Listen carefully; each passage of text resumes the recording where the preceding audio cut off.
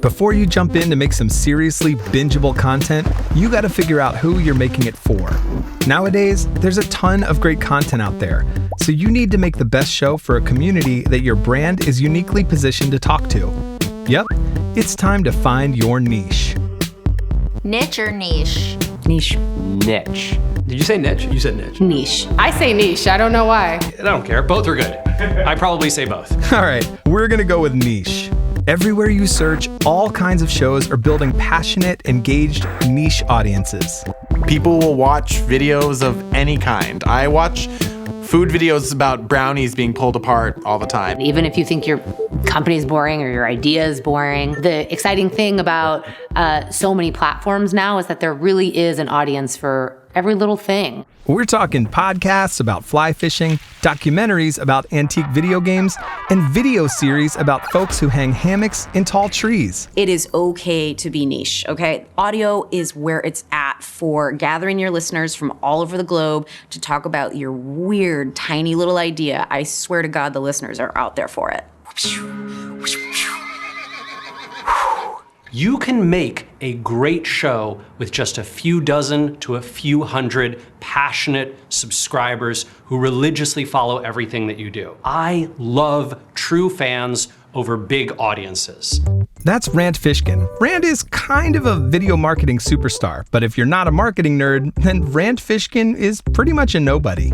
Hey, man. I mean, this guy's a total unknown. What? But if you are, Rand Fishkin is Oprah. Whoa, Oprah. I created a series called Whiteboard Friday. Initially, it was just me holding up a whiteboard with a marker in front of a cheap camera in our offices explaining nerdy SEO concepts like 301 redirects. But eventually, it became the most successful content series in the company's history. So how do you find your niche? Let's talk to some folks here at Wistia to find out. To identify your niche, start by understanding your existing audience. Who are they? Why do they care about your brand? And why do they want your product? Chances are you've already figured this out on your marketing team when you came up with your buyer personas. And next, think about what else your brand has permission to talk about outside of your product. Does a show all about your product? That's called an infomercial. So if you sell vegetables, why not do a whole show about homemade salad dressing recipes? Or if you build HR software, why not make a podcast about working remotely? The key to engaging a niche audience is making content that adds value to a subculture. So make sure you deeply understand and connect with that audience. Filmmakers Colin and Samir. I wish you guys could taste this mango. It's phenomenal. It's really good.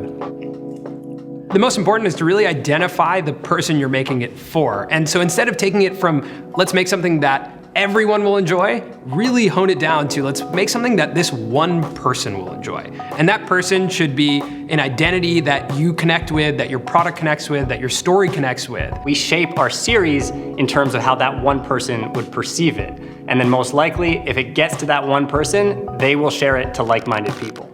Once you visualize the audiences you want to reach, write down your insights about those communities. It could be things like age, location, what they do for a living, or their hobbies and interests.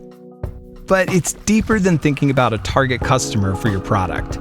You want to have a sense of what this community cares about. What other shows do they watch? What sorts of things do they hate? And what are their big opinions about your industry or about the topics you want to cover on your show? The more you understand your niche, the easier it will be to make ridiculously engaging, binge-worthy content for them. You'll know the topics that will mean the most to your audience, which will help you create affinity for your brand.